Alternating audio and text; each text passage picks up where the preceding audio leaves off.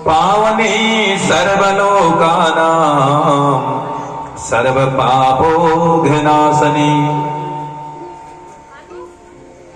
धन्य है वो धरती जहां पतिव्रताओं का जन्म होता है। ध्यान से आप श्रवण करेंगे, कितना सुंदर उपदेश देती है।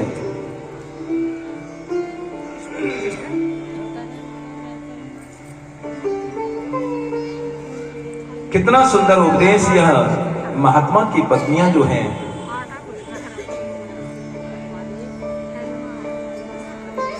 माता पार्वती को देती हैं।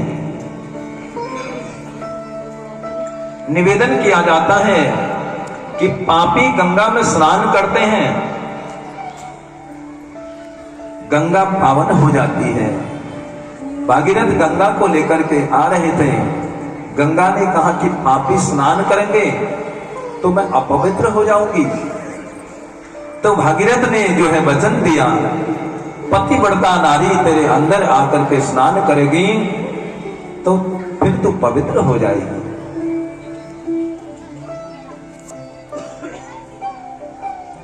जगत को जो पवित्र कर दे वह गंगा है, और गंगा को भी जो पवित्र कर दे वह पतिव्रता नारी है। जो गंगा को भी पवित्र कर दे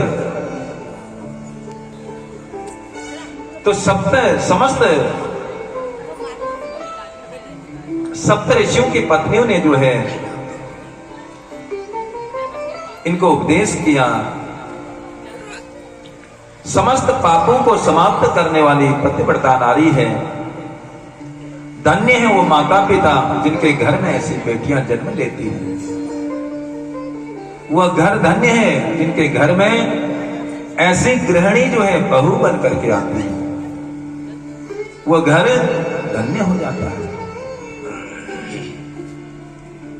पतिव्रता च सावित्री लोपा मुद्रा ह्यरुन्धति सांडिल्या सतरूपानो अनुसूया लक्ष्मी स्वधा सती। ये सतियों के नाम बताए। पतिव्रता च सावित्री लोपा द्रुमायरंधति सांडिल्या सतरूपा अनुसूया लक्ष्मी स्वधा सती।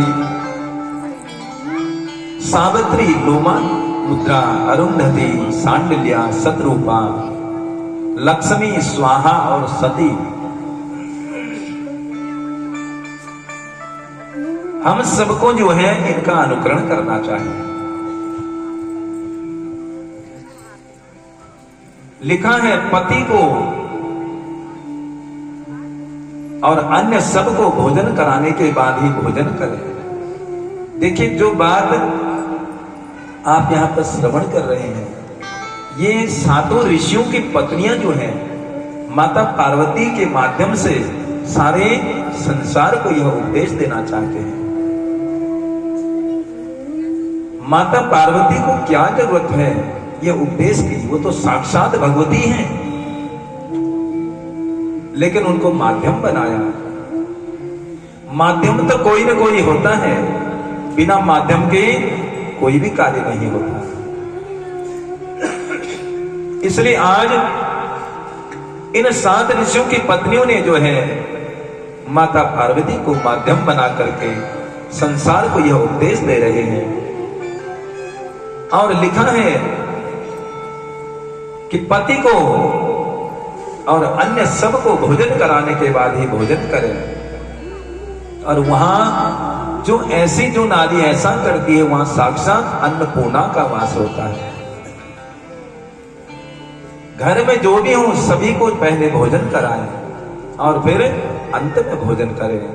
वहां साक्षात जो है अन्नपूर्णा विराजमान रहती है। उस रसोई में कभी भंडार समाप्त नहीं होता। उस रसोई में हमेशा बरकत बनी रहती है। और घर में सभी संस्कारी होनी चाहिए। देखिए, परिवार जो है नियंत्रण में रहेगा।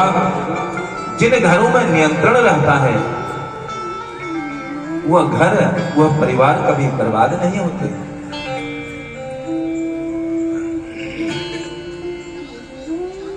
देखिए, जानकी माता का हरण हुआ। यदि माता जानकी नियंत्रण की रेखा को पार नहीं करती तो इनका हरण नहीं होता।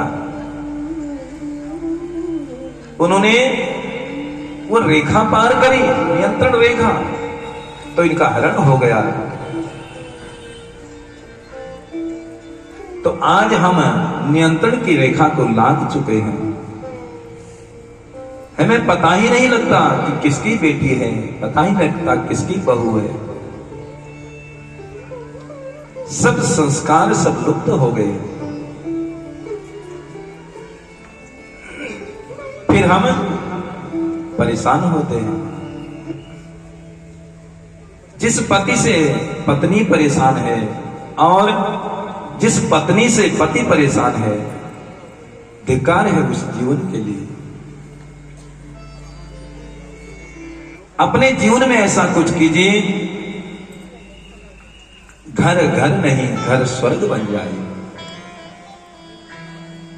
लिखा है, भुंजा भुक्ते प्रिय पत्न्यो पतिव्रत परायणः। पतिव्रता की यही स्थिति है, वह कभी पहले भोजन नहीं करती।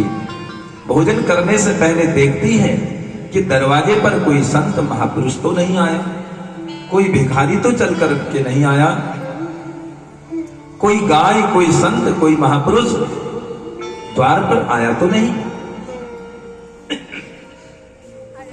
अगर कोई द्वार पर आया है, पहले उनको भोजन कराती, फिर वह भोजन करती है। तो कहां गए ये संस्कार? सब जो है लुप्त हो गए।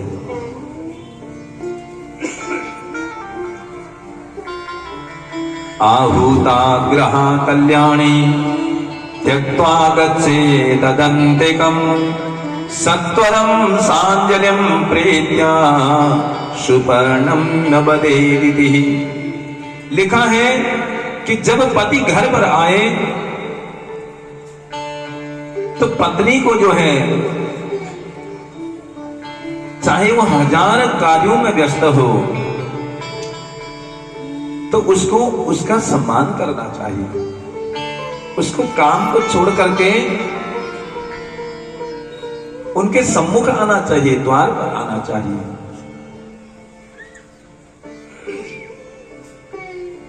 देखिए, पतिव्रता का धर्म बता रही है। उनको द्वार पर आना चाहिए और उनकी सेवा करनी चाहिए। तीर्थार्थिनी तु या नारी पतिपादोदकं पिबेद तस्मिन् सर्वाणि तीर्थानि क्षेत्राणि च न संशयः। निवेदन किया गया, जो नारी अपने पति के सेवा करती है, वो सभी तीर्थों का वास जो है उनके पति के चरणों में ही बताया है। समस्त तीर्थों में जाने का पुण्य जो है अपने पति की सेवा करने से उसको प्राप्त हो जाता है, जो पतिव्रता नारी है। और लिखा है, क्लीबं स दुःखस्य वा व्याधृतं मृदमेव च सुखितं दुःखितं वापि पतिमेकं च लंघे। पति दुखी है, रोगी है, वृद्ध है, असहाय है, कैसा भी पति हो, उसका कदापि अपमान न करें, उसका कभी भी अपमान न करें, उसके चरणों से कभी भी वह अलग न हो। जिस प्रकार व्यक्ति की छाया उससे अलग नहीं हो सकती, इसी प्रकार पत्नी कहे कि हम अपने पति की छाया है, उनसे वह अलग न हो। पतिव्रताया शरणो यत्र यत्र स्पृशेत् भुवं तत्र तत्र भवे साहि पापहन्त्री सुवासिनी। तो पतिव्रता नारी के जहां जहां चरण पड़ते हैं, जो इस प्रकार से अपने पति की सेवा करती हैं, वह पतिव्रता नारी जहां जहां उसके चरण गिरते हैं, नरक भी अपने आप में स्वर्ग बन जाया करते हैं। नरक भी जो है स्वर्ग बन जाते हैं। फिर वह अपराध नहीं रहता, वो अपने आप में पवित्र बन जाया करता है। इस जगत में वह धन्य है जिस पति ने अपनी देवियों को साक्षात दुर्गा का रूप मान लिया है। देखिए, पति के लिए भी लिखा है, केवल पत्नी के लिए नहीं लिखा।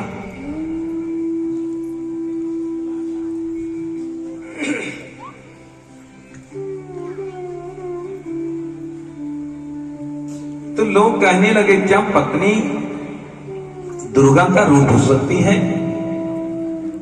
तो शास्त्र कहते हैं हाँ, बिल्कुल हो सकती है। पति में भगवान नजर आए तो पत्नी में जो है शक्ति नजर आए, फिर स्वर्ग कहीं और नहीं, घर में ही स्वर्ग बन जाता है। पति मंदिर में जाती हैं तो भगवान से यही मांगे, हे विधाता, मुझे अगले जन्म में भी यही पति मुझे प्राप्त हो। और पति भी यही कहे, हे प्रभु, अगले जन्म में मुझे यही पत्नी प्राप्त हो।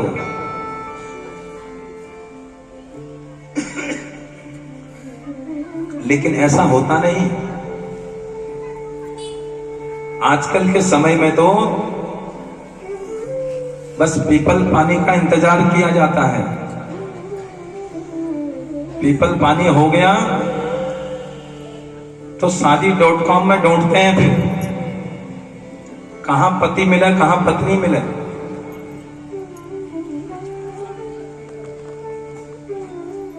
दूसरे जन्म की तो छोड़ दो, इसी जन्म में नहीं रहा जाता। तो लिखा है, देखिए, भगवान भोलेनाथ से ये चीजें हमें सीखनी चाहिए। माता सती ने जब देह त्याग किया तो माता सती ने अगले जन्म में भी भगवान को पाने के लिए हजारों वर्ष तपस्या करी कि मुझे वही भोलेनाथ मुझे फिर पति के रूप में प्राप्त हो। और भोलेनाथ भी कितने प्रेमी हैं। देखिए, उनकी चिता की भस्म उन्होंने अपने शरीर पर धारण करी। और यहां तक लिखा है, जो भगवान भोलेनाथ के गले में मुंडू की माला है, जितने बार माता सती ने देह त्याग किया, भोलेनाथ ने उतनी बार उनकी मुंडू की माला अपने शरीर पर धारण करी, अपने गले पर धारण करी। बड़ी सुंदर कथा है, अमर कथा, जब भोलेनाथ ने माता सती को सुनाई थी। सबसे पहले माता सती को ही भोलेनाथ ने जो है अमर कथा सुनाई।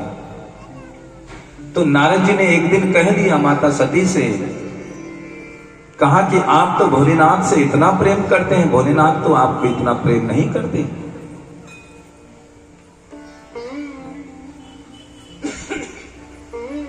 माता सती ने कहा कि क्यों नहीं करते, वो तो मुझसे बहुत स्नेह करते हैं। तो नारद जी ने कहा कि माता, तब तो भोलेनाथ ने तुमको यह भी बताया होगा कि उनके गले में जो मुंडों की माला है उसमें किसके मुंडे लगे हैं। तो माता के मन में यह भ्रम पैदा करके जो है नारद जी वहां से खिसक लिए।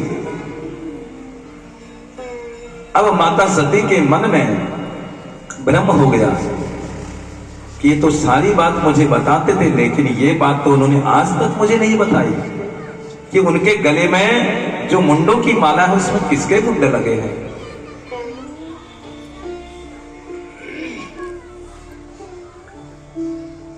तो भोलेनाथ से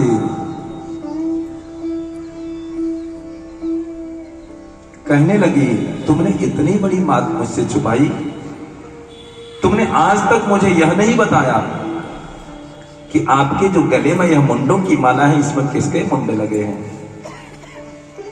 तब भोलेनाथ ने जो है समझाया, देवी ये मुंड किसी और के नहीं, ये मुंड सब आपके ही हैं। तो माता सती चकित हो उठी, कहा कि मेरे मुंड हैं? भोलेनाथ ने कहा कि हाँ देवी, ये आपके ही मुंड हैं। आपका शरीर जितनी बार छूटा उतनी बार आपके मुंड मैंने जो है अपने गले में धारण किए। तो माता सती कहने लगी, ये तो तुमने कपट, क्या महाकपट किया है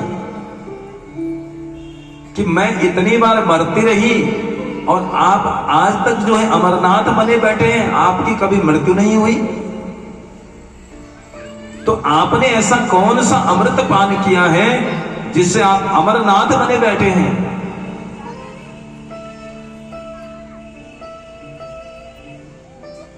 तो आज वह रहस्य जो है भोले बाबा को जो है भोले बाबा ने माता सती को बताया।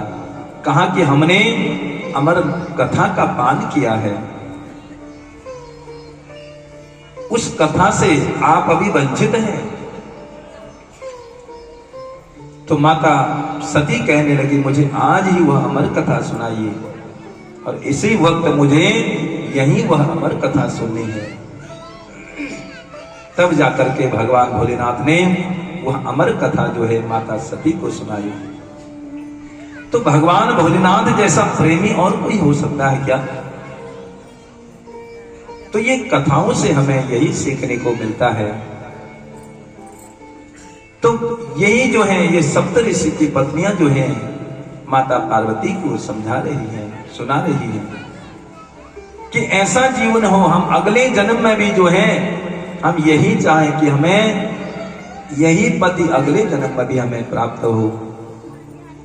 पति चाहे कि यही पत्नी हमें जो है अगले जन्म में प्राप्त हो। पितृवंशा मातृवंशा